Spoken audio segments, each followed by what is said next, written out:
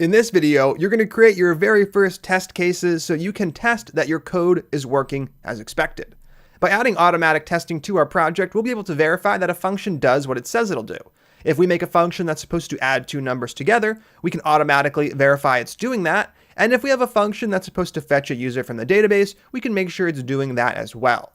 Now, to get started in this video, we're going to look at the very basics of setting up a testing suite inside of a Node.js project. We'll be testing a real-world function, and there'll be a challenge for you to test something as well.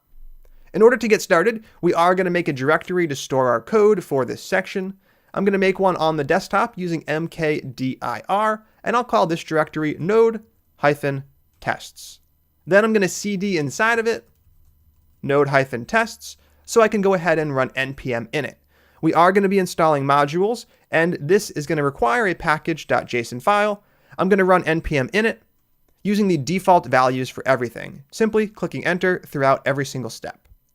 Now, once that package.json file is generated, we can go ahead and open up the directory inside of Atom. It's on the desktop, and it's called node-tests. From here, we're ready to actually define a function we want to test. The goal in this video is to learn how to set up testing for a Node project, so the actual functions we'll be testing are going to be pretty trivial, but it will help illustrate exactly how to set up our tests.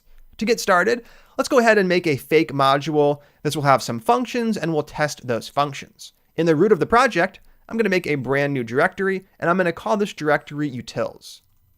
We can assume this will store some utility functions, like adding a number to another number or stripping out white spaces from a string.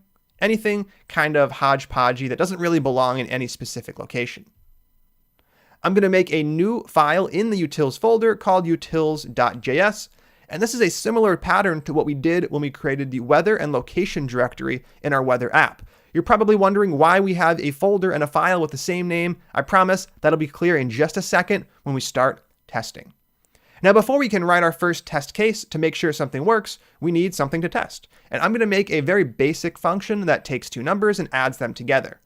We'll create an adder function by setting module.exports.add equal to an arrow function. Now, that arrow function is going to take two arguments, a and b. And inside of the function, we're just going to return the value a plus b. Nothing too complex here. Now, since we just have one expression inside of our arrow function and we want to return it, we can actually use the arrow function expression syntax, which lets us add our expression right here, a plus b, and it's going to be implicitly returned. There's no need to explicitly add a return keyword on to the function. And now that we have utils.js ready to go, let's explore testing. We're going to be using a framework called Mocha in order to set up our test suite. This is going to let us configure our individual test cases and also run all of our test files. This is going to be really important for creating and running tests. The goal here is to make testing simple, and we're going to use Mocha to do just that. Now that we have a file and a function we actually want to test, let's go ahead and explore how to create and run a test suite. We're going to be doing this using the super popular testing framework Mocha. Mocha, which you can find in your browser at mocha.js.org, is a fantastic framework for creating and running test suites. It's super popular, and their page right here has all the information you'd ever want to know about setting it up, configuring it, and all the cool bells and whistles it has included. If you scroll down just a little bit, you'll be able to see a table of contents. Here you can explore everything Mocha has to offer. We'll be covering most of it in this section, but for anything we don't cover, I do want to make you aware you can always learn about it here. Now that we've explored the Mocha documentation page, let's go ahead and install it and start using it. Over in the terminal, I'm going to install Mocha. First up, I am going to clear the terminal output, and then we can go ahead and install it. Using npm install. When you use npm install, you can also use the shortcut npm I. This has the exact same effect. I'm going to use npm I with Mocha, specifying the version at 3.0.0. This is the most recent version of the library as of this filming. Now, we do want to save this into the package.json file. Previously, we've used the save flag, but we're going to talk about a new flag right here called save-dev. Save dev is going to save this package for development purposes only. And that's exactly what Mocha is going to be for. We don't actually need Mocha to run our app on a service like Heroku. We just need Mocha locally on our machine to test our code. When you use the save dev flag, it installs the module much the same way, but if you explore package.json, you'll see things are a little different. Over inside of our package.json file, instead of a dependencies attribute, we have a dev dependencies attribute. In there, we have Mocha with the version number as the value. Dev dependencies are fantastic because they're not going to be installed on Heroku, but they will be installed locally. This will keep the Heroku boot times really quick. It won't need to install modules that it's not going to actually need. We'll be installing both dev dependencies and dependencies in most of our projects from here on out. Now that we have Mocha installed, we can go ahead and create a test file. Over in the utils folder, we're going to make a new file. This file is going to store our test cases. We're not going to store our test cases in utils.js. This is going to be our application code. Instead, we're going to make a file called utils.test.js. When we use this test.js extension, we're basically telling our app that this is going to store our test cases. And when Mocha goes through our app looking for tests to run, it should run any file with this extension. Now we have a test file. The only thing left to do is create a test case. A test case is a function that runs some code, and if things go well, great, the test is considered to have passed, and if things do not go well, the test is considered to have failed. We can create a new test case using it. It is a function provided by Mocha. We're going to be running our project test files through Mocha, so there's no reason to import it or do anything like that. We simply call it just like this.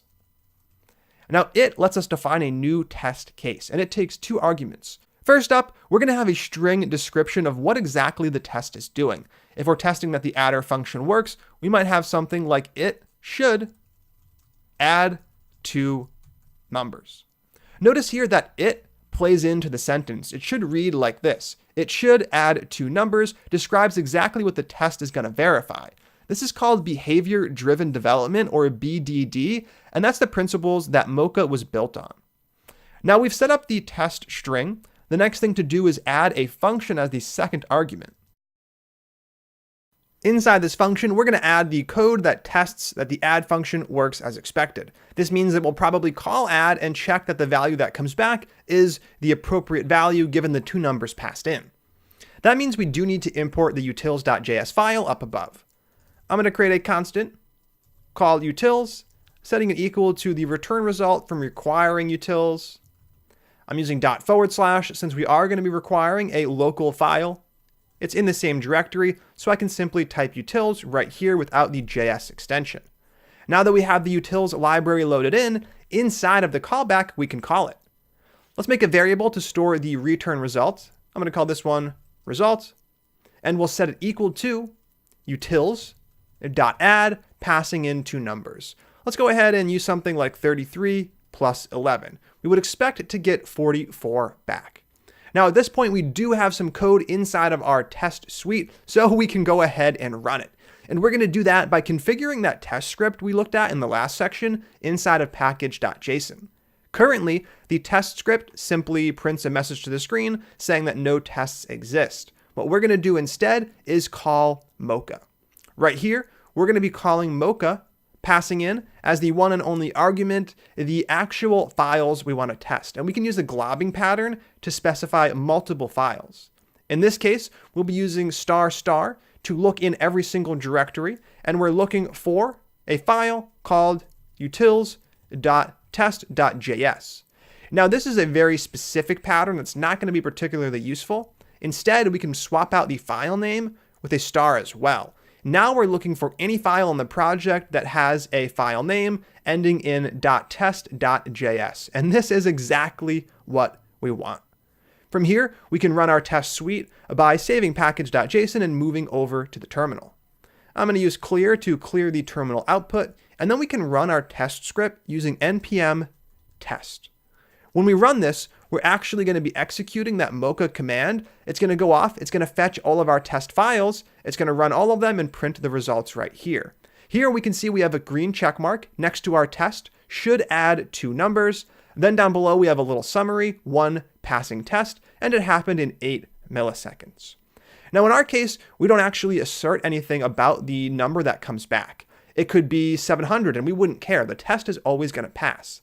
To make a test fail, what we have to do is throw an error. That means right here, we can throw a new error. And we pass into the constructor function whatever message we want to use as the error. In this case, I could say something like value not correct. Now with this in place, I can save the test file and rerun things over from the terminal by rerunning npm test. And when I do that, now we have 0 tests passing and we have 1 test failing. Down below, we can see the one test is should add 2 numbers, and we get our error message, value not correct. When we throw a new error, the test fails, and that's exactly what we want to do for add. Right here, I'm going to go ahead and create an if statement if the response value is not equal to 44. That means we have a problem on our hands, and we're going to throw an error. Inside of here, I can throw a new error, and I'm going to use a template string as our message string because I do want to use the value that comes back in the error message. I'm going to say expected 44, comma, but got, then I'll inject the actual value, whatever happens to come back. Now in our case, everything is going to line up great, but what if the add method wasn't working correctly? Over in utils, we can simulate this by simply tacking on another addition, adding on something like 22. I'm going to save the file, rerun the test suite, and now we get an error message, expected 44 but got 66. This error message is fantastic. It lets us know that something is going wrong with the test, and it even tells us exactly what we got back and what we expected. This is going to let us go into the add function, look for errors, and hopefully fix them. Now if we were to rerun the test suite with the appropriate add function, all of our tests should be passing, and right here we get just that. Creating test cases doesn't need to be something super complex. Here you can see we have a simple test case that tests a simple function. Now for a challenge, we're going to create a new function, and you're going to be responsible for adding a test case that asserts it works as expected. Let's go ahead and create a function that squares a number and returns the result. We're going to define that over in utils. Module.exports.square. We'll set that equal to an arrow function that takes in one number, x, and we're going to return x times x. X times x, just like this. Now we have this brand new function square, and it's going to be your job to create a new test case that makes sure square works as expected. Over in utils.test.js down below, you're going to call it again with something like it should square a number. Then you're going to call the utils.square method, passing in a number of your choice, and you're going to store the result in a variable. And then you'll use an if statement to check if it's not what you expect it to be. If it's not, you can throw a new error, printing a little message like we do here. Now, when you create the test, you should be able to run the test suite, and you'll see that everything works as expected because currently the utils function is defined correctly. We just do x times x. I want you to mess up square doing something like x times x plus 1, or any other computation that's going to cause an incorrect result to be returned. Then you can rerun your test suite, and your new test should fail. If it fails, then you are done the challenge. You can fix the square function, make your test pass again, and then you can go ahead and click play. So take a moment, create that new test case, mess up the square function, fix the square function, make sure everything works as expected, and when you're done, click play. How'd you do? I hope you were able to create that test case and see it pass. Then you were able to mess things up watching it fail. I'm going to get started in the utils test file by adding a new call to it to make the new test case. Inside of here, we're going to add our 2 arguments, the string, which will fill out in just a second, and the callback function. Inside the string, I'm going to create our message. It should square a number. And inside of the callback function, we can actually go ahead and call square. Now I do want to create a variable to store the result so I can check that the result is what I expect it to be. Then I can call utils.square, passing in a number. I'm going to go with 3 in this case, which means I should expect 9 to come back. Down below, I can have an if statement. If the result does not equal 9, then we're going to go ahead and throw a message because things went wrong. We can throw an error using throw new error, passing in whatever message we like. We can use a regular string, but I always prefer using a template string so we can inject values easily. I'll say something like expected 9, comma, but got, followed by the value that's not correct. In this case, that's stored in the response variable. Now I can go ahead and save this test case and run the test suite from the terminal. Using the up arrow key and the enter key, I can rerun the last command, and what do we get? We get 2 tests passing. Should add 2 numbers and should square a number both have check marks next to them, and we ran both tests in just 14 milliseconds, which is fantastic. Now the next thing I wanted you to do is mess up the square function to make sure your test fails when the number is not correct. I'm going to go ahead and add 1 onto the result, which is going to cause the test to fail. Then I can rerun things over from the terminal and we should see the error message. And right here we do. Expected 9, but got 10. This is fantastic. We now have a test suite capable of testing both the add function and the square function. I'm going to remove that +1 and we are done. We now have a very, very basic test suite that we can execute with Mocha. Currently, we have 2 tests, and to create those tests, we use the it method provided by Mocha. In the next several videos, we'll be exploring more methods that Mocha gives us, and we'll also be looking at better ways to do our assertions. Instead of manually creating them, we'll be using an assertion library to help with the heavy lifting. That is all coming up next, so stay tuned. I will see you soon.